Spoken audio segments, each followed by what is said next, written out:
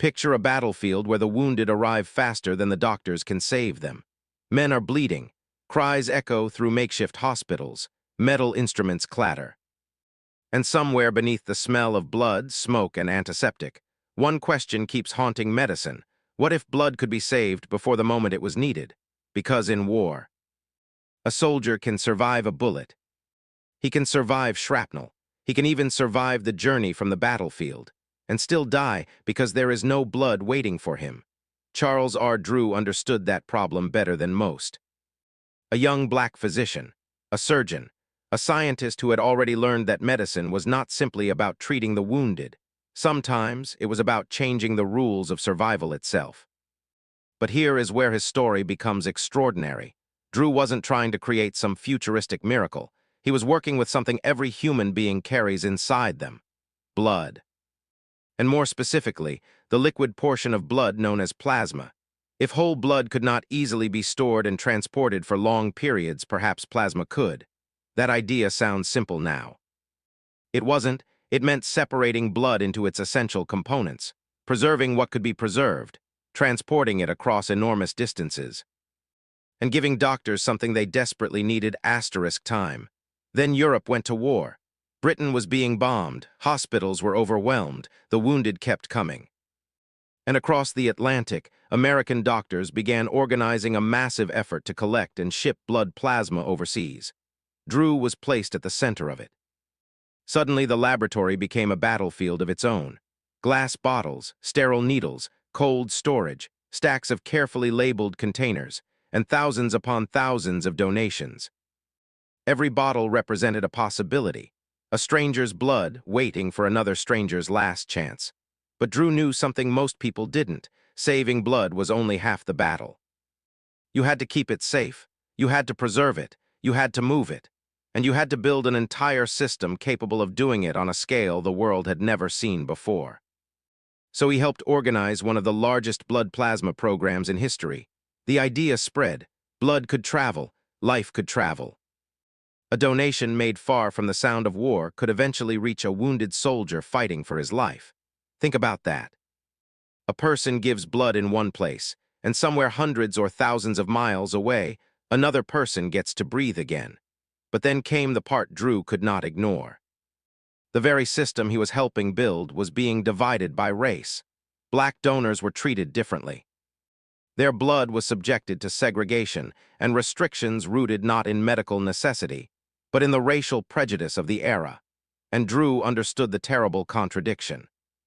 Blood does not care about the color of the person who gives it. Blood does not understand segregation. Blood simply carries life. Yet the people controlling the system had decided that even something as fundamental as blood could be separated by race. For Drew, this was not an abstract political argument. This was medicine. This was science, this was life and death, and he refused to pretend otherwise. The man helping America build a modern blood system was forced to confront a country that still struggled to see him as an equal. But here's what makes his story so powerful. He didn't walk away from medicine. He pushed forward. He trained doctors. He advanced surgical education. He helped establish standards that would influence generations of physicians. And his work with blood preservation helped lay foundations for modern transfusion medicine. The bottles were small. The idea was enormous. Because Charles Drew had helped prove something that should have been obvious all along: life cannot be segregated. A heartbeat is a heartbeat. A wound is a wound, and blood is blood. Yet the story doesn't end with the technology. It ends with a question. How many lives can one idea touch before the person behind it disappears from memory? Today, blood banks are so familiar that we rarely think about the science that made them possible. We walk into a clinic, we roll up a sleeve, a needle goes in, a few minutes pass. And somewhere, someday, that blood may become another person's second chance. But behind that ordinary act stands a generation of scientists who had to fight two battles at once: the battle against death and the battle against prejudice. And at the center of that struggle stood Charles Drew, a man who learned how to preserve blood while living in a country still struggling to recognize his own humanity. And perhaps that's the most haunting part. He helped teach the world how to bottle life But the world still had to learn how to value the man who made it possible. Before Charles Drew ever learned how to preserve blood, America had already decided how far a black man was supposed to go. Washington, D.C., the early 20th century, a city divided by race. Hospitals separated by color, opportunities guarded behind locked doors. And medicine? Medicine was no exception. For a black physician, intelligence was not always enough. Talent was not always enough. Even hard work could meet a door that simply would not open. But Charles Richard Drew kept walking toward those doors, and eventually, he started breaking through them. As a young man, Drew was fascinated by the human body, the pulse beneath the skin, the rhythm of a heartbeat, the strange machinery of organs working together without permission or pause. He wanted to understand it, then he wanted to heal it, but becoming a doctor would cost him years of study, long nights, financial pressure, and the constant knowledge that some people were judging his future before he ever had the chance to prove himself. Imagine sitting in a classroom, knowing you may have to work twice as hard just to be considered equal. Imagine opening a textbook while somewhere in the same city, a hospital is deciding whether someone like you belongs inside its walls. And still, you study. Still, you keep going. Because Drew wasn't simply chasing a profession. He was chasing a possibility, a future where knowledge could matter more than prejudice. But here's where his story takes an unexpected turn. The thing that would eventually make his name important wasn't surgery alone. It was something flowing quietly through every human body. Blood. To most people, blood was simply red, a sign of injury. A warning, something you saw when a wound opened. But to Drew, blood was a system, a living architecture, different components performing different jobs. And if those components could be separated, preserved, stored, and transported, medicine could change forever. That idea may sound ordinary today. It wasn't. Because before modern blood banking, saving a badly wounded patient could become a race against the clock. Blood was difficult to preserve. Transportation was dangerous. Storage was limited. And on a battlefield, there was no time for hesitation. A soldier could be alive 1 minute and gone the next. So imagine what Drew was really looking at. Not bottles, not laboratories, not scientific charts. He was looking at time itself. How do you take something that normally exists inside one human body and make it available to another person hours, days, even much farther away?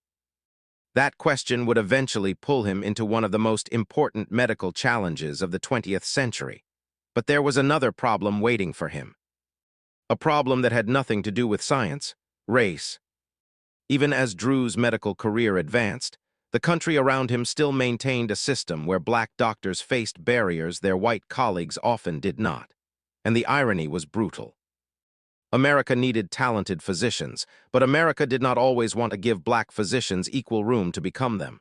Drew kept moving anyway, page after page, exam after exam, hospital after hospital, until the young man who had once been told, directly or indirectly, where he belonged, was standing on the edge of a discovery that could affect millions.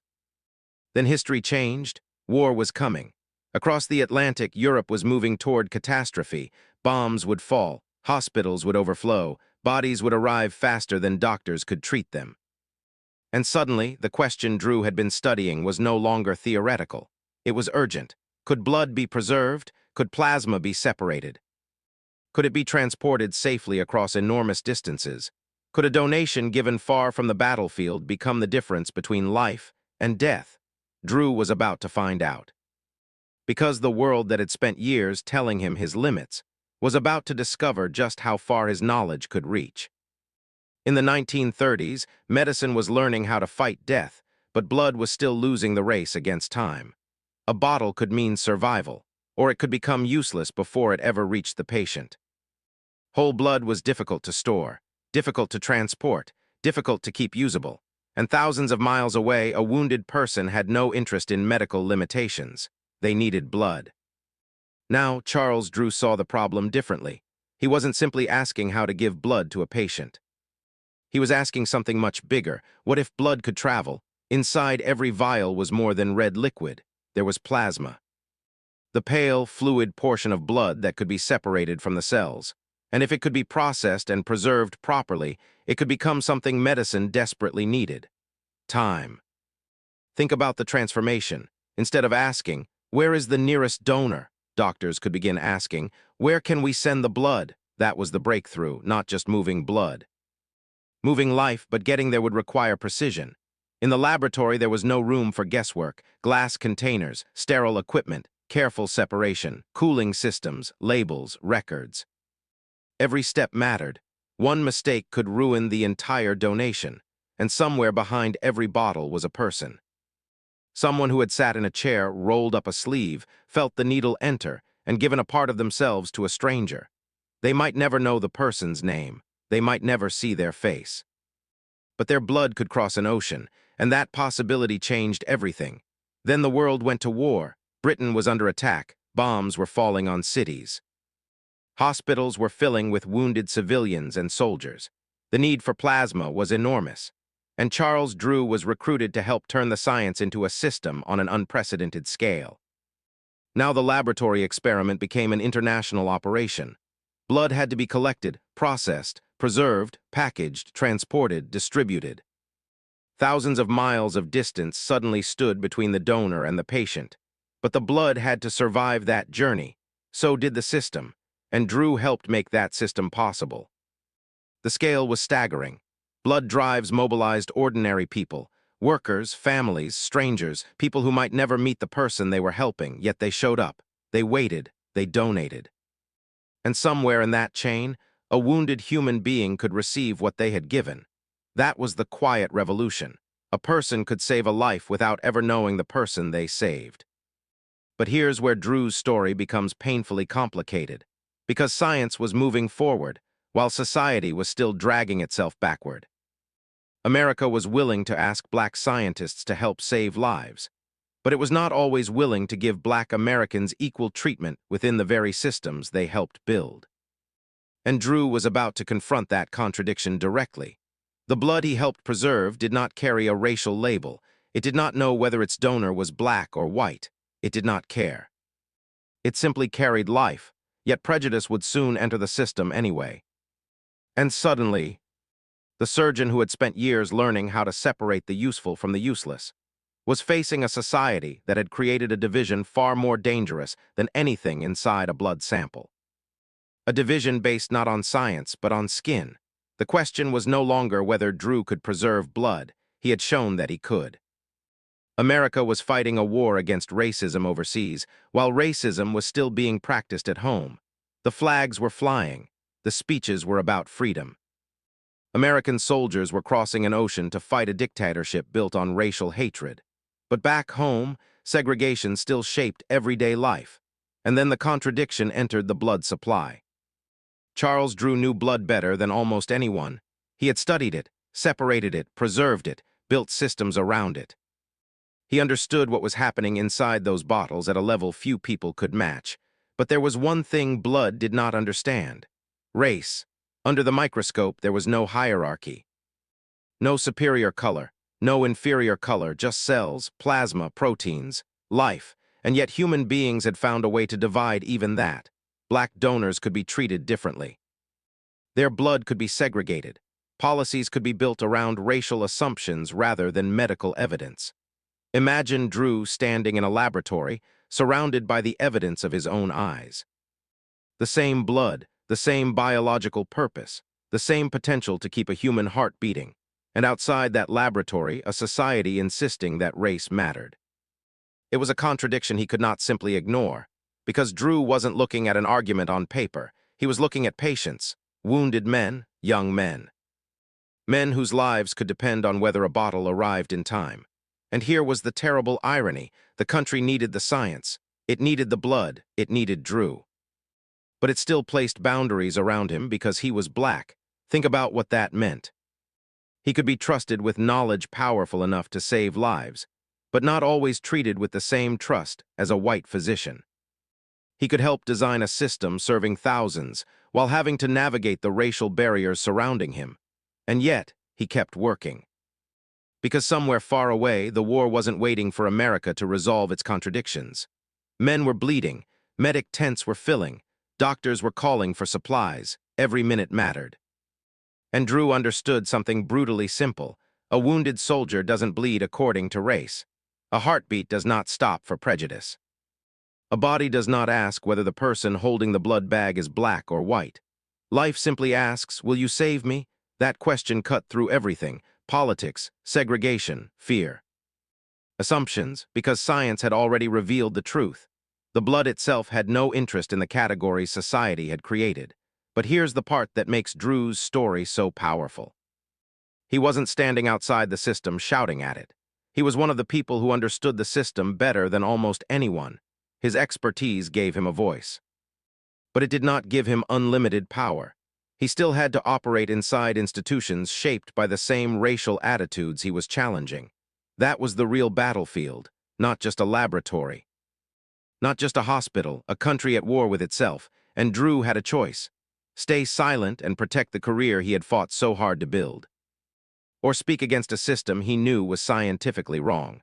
For a man whose life's work was built on preserving human life, silence came with a price, so he pushed back.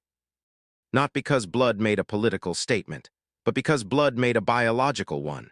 Human beings are human beings, and somewhere beyond the laboratory doors, another siren was sounding.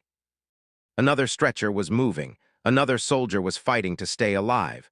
The question was no longer whether Drew understood the science. He did.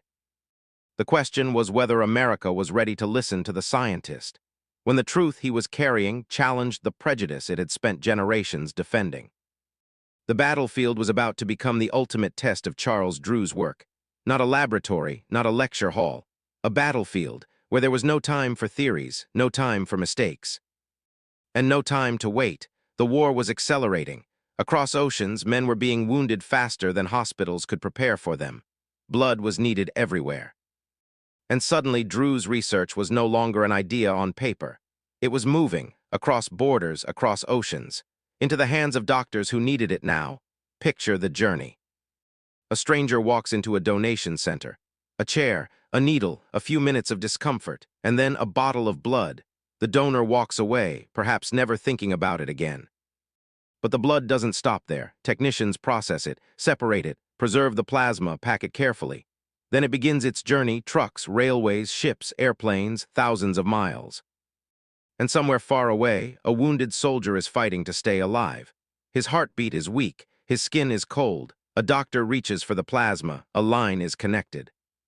And slowly, life begins moving back into the body. The soldier may never know the donor's name. The donor may never know the soldier survived. They may live on opposite sides of the world, connected by something neither of them can see. And somewhere inside that enormous chain is Charles Drew's vision. That was the hidden revolution. Drew wasn't standing on the battlefield holding a scalpel. He wasn't pulling wounded soldiers from burning vehicles. He was doing something quieter, something easier to overlook. He was building the system that allowed other people to save them. Because medicine isn't only about the person performing the operation. It's also about everything that has to happen before the operation can begin. The blood has to exist, it has to be safe, it has to arrive, and it has to arrive in time. That is the invisible machinery of survival. But here's what makes the story sting. The larger Drew's influence became, the easier it was to overlook the man behind it. The bottles moved. The system expanded, the need grew, and the world began to understand the power of preserved blood plasma. But how many people knew the name Charles Drew? How many understood what he had built? How many knew that behind the crates, the laboratories, the medical procedures, and the growing blood networks, there was a black scientist who had helped make the entire system possible? And there was another contradiction waiting beneath the surface. The same country benefiting from Drew's expertise was still struggling with the racial barriers he had spent his career confronting. He could help create a system capable of carrying life across an ocean, yet recognition did not always travel with it. That is the strange cruelty of history. Sometimes the contribution survives while the contributor disappears. The technology remains, the procedure becomes standard, the system becomes ordinary. And eventually, people forget that there was once a person who had to imagine it before everyone else could use it.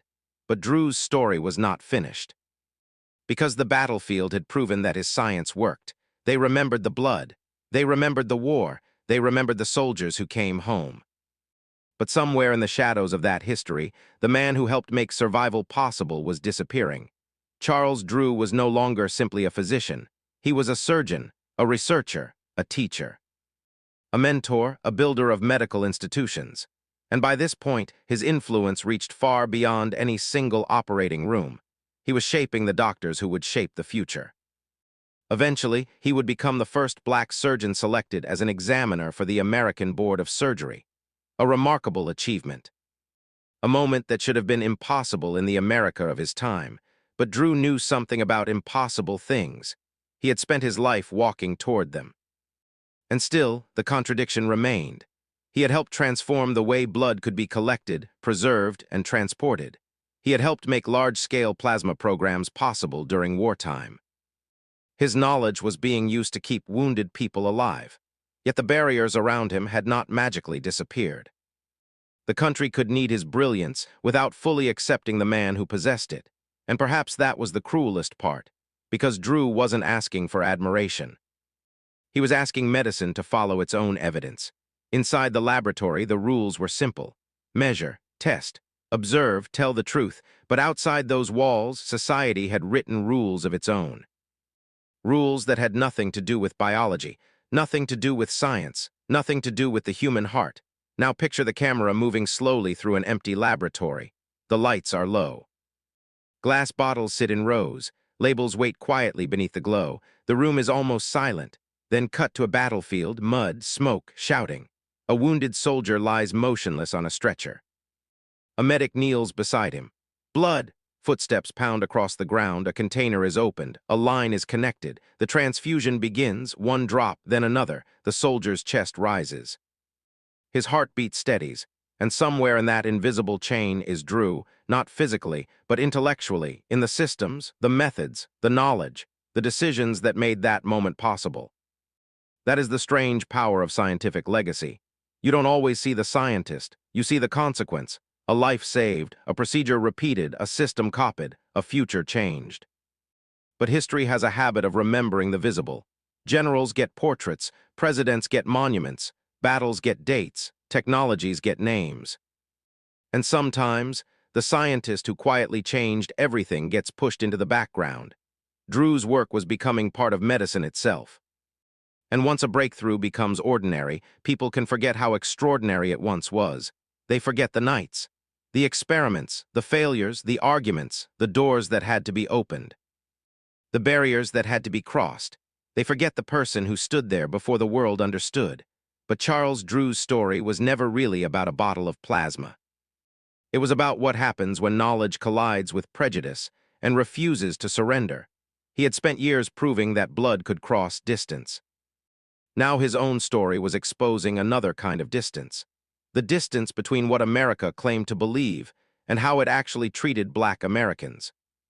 And just when Drew had reached the highest levels of his profession, when his influence was growing, when generations of surgeons were beginning to carry his lessons forward, his story was about to take a devastating turn. Because the man who had spent his life preserving life was suddenly approaching a moment when his own life would be tested in ways no laboratory could prepare him for. The man who taught medicine how to preserve life could not preserve his own. It was 1950. Charles Drew was 45 years old, still working, still teaching, still training physicians, still shaping a generation of Black surgeons who would carry his knowledge far beyond anything he could see. His career was not ending. It was accelerating. And then, one journey changed everything. A car, a road in North Carolina. A sudden crash, metal twisting, glass breaking, then silence. Drew was critically injured. The man whose name had become intertwined with blood and medicine was now the patient, and doctors rushed to save him. But years later, a story would emerge.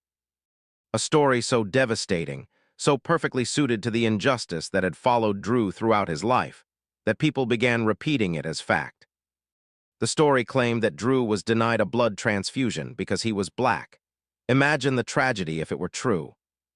The scientist who helped revolutionize blood preservation, lying injured, and being refused the very treatment his work had helped make possible.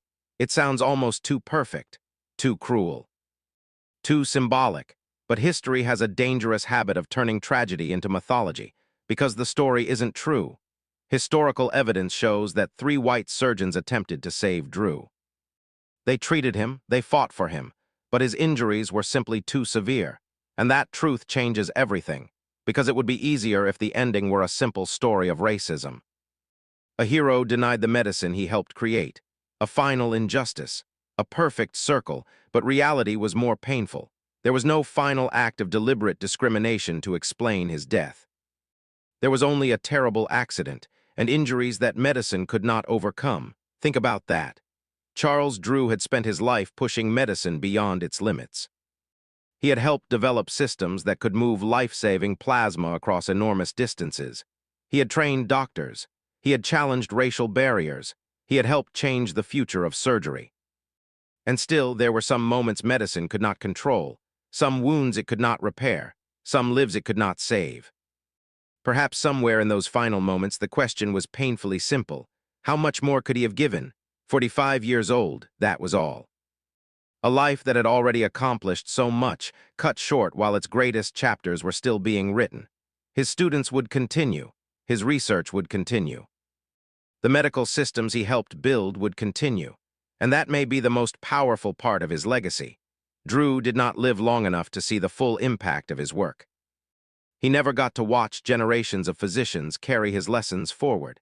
He never got to see how ordinary blood banks would eventually become. He never got to see how familiar plasma therapy would become to modern medicine. He left before the world fully understood what it had been given. And yet, his work remained. In hospitals, in laboratories, in medical schools, in the hands of surgeons he trained, in the lives saved by systems built from ideas he helped develop. The man was gone, but the knowledge kept moving. And perhaps that is the cruelest beauty of scientific legacy. A scientist does not always get to see the future he creates. Sometimes he only gets to build the bridge, then others cross it. Charles Drew died at 45, not because medicine refused him, not because a doctor denied him blood, but because even the man who helped humanity buy more time ran out of time himself. And today, every time blood is collected, separated, preserved, stored, and carried toward someone who needs it, there is a quiet reminder of what Drew understood long before most of the world did. A life can end in an instant, but an idea can keep saving lives for generations. The battlefield is gone, the gunfire has stopped, the stretchers are empty, and yet Charles Drew's work is still moving, quietly, almost invisibly. Walk into a blood bank today. The room may feel ordinary. Cold refrigerators, clear tubes, plastic bags hanging in rows, labels, numbers, names, nothing looks revolutionary. But inside those containers is a story that began long before the blood ever reached the patient. Someone gave, someone received, and between them there is a connection neither person may ever know. A stranger rolls up a sleeve, a needle enters, blood flows, the donor leaves, but the blood keeps traveling. It is tested, separated, stored, transported. Then one day, somewhere in a hospital, someone needs it. A patient is losing blood. A surgeon is waiting. A nurse hangs the bag. The line opens. And life begins moving from one human being to another. That is the invisible revolution Charles Drew helped build.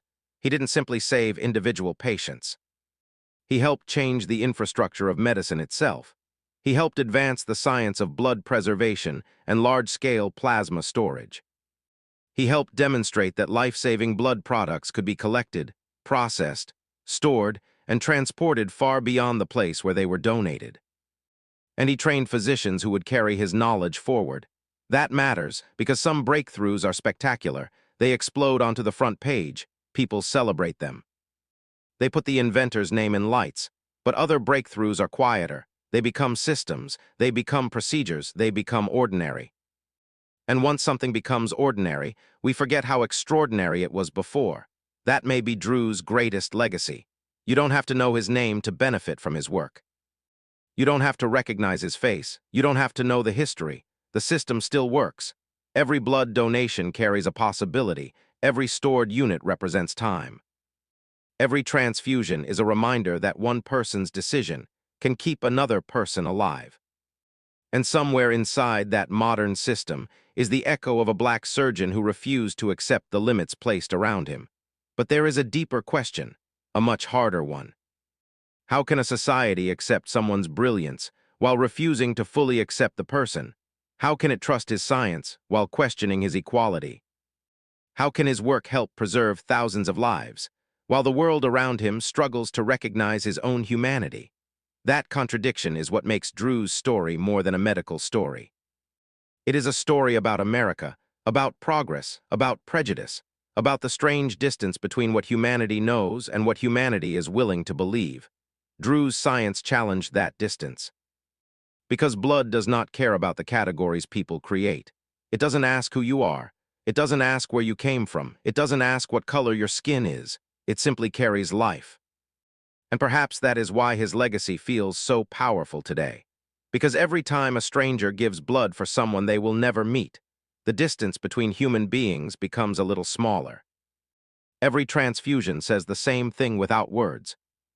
Your life matters, and every bottle sitting quietly inside a modern blood bank carries a question Charles Drew spent his life answering, not with a speech, but with science. How many lives can one person touch? Sometimes, far more than he will ever live long enough to see. A needle enters, a bag slowly fills, a few minutes pass, and a stranger walks away. They may never know whose life their blood will touch. They may never hear the name. They may never see the face. But somewhere, perhaps across a city, perhaps across a country, that blood may become someone's second chance. Today, we barely think about it.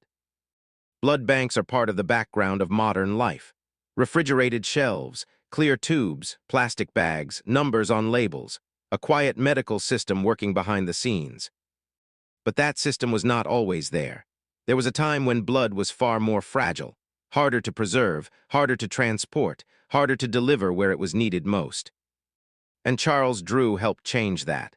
He looked at a problem that seemed enormous and refused to believe it was impossible. What if blood could be preserved? What if plasma could be stored?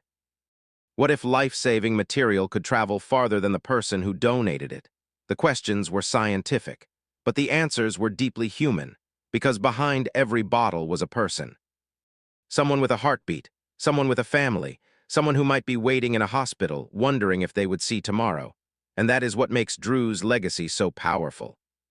He didn't simply treat one patient. He helped build a system capable of reaching thousands, maybe millions. A system where one person's generosity could cross distance and arrive as another person's hope. Think about the journey. Blood leaves one body, it enters a bag, it is tested, processed, stored, transported, then hours or days later it enters another body. Two strangers, two lives, two stories that may never meet. Yet for one brief moment, they are connected by blood. And here is the deeper meaning. Drew lived during a time when America worked hard to separate people. Separate schools, separate hospitals, separate neighborhoods, separate opportunities. Race was used to create boundaries between human beings. But Drew's life's work revealed something those boundaries could never change. Under the microscope, there is no racial hierarchy. Blood doesn't care where you were born. It doesn't care what your skin looks like. It doesn't care what language you speak. It simply does what blood does. It carries life. And perhaps that is the final irony of Charles Drew's story. A society tried to divide people by race, while his life's work created a system built on the opposite idea. Connection. A stranger gives. A stranger receives. One person helps another person survive without ever asking who they are. That is not just medical science, that is something bigger. It is a reminder of what human beings are capable of when we stop asking what separates us and start asking what connects us. Drew's greatest monument is not made of stone. It has no statue. No battlefield, no towering building bearing his name. It is quieter than that. It hangs in hospital refrigerators. It moves through tubes. It flows through veins. And every time someone donates blood, that invisible legacy moves forward. A life given, so another life can continue. And maybe that is why Charles Drew deserves to be remembered. Not only because he was a black surgeon, not only because he changed wartime medicine, but because he helped reveal a truth that was always there, waiting beneath the skin. We may be separated by history, by borders, by prejudice, by the names we give ourselves, but inside us the same fragile miracle is moving. Blood, given by a stranger, carried across distance. Used to keep another stranger alive. And perhaps the final question Charles Drew leaves us with is the simplest one of all.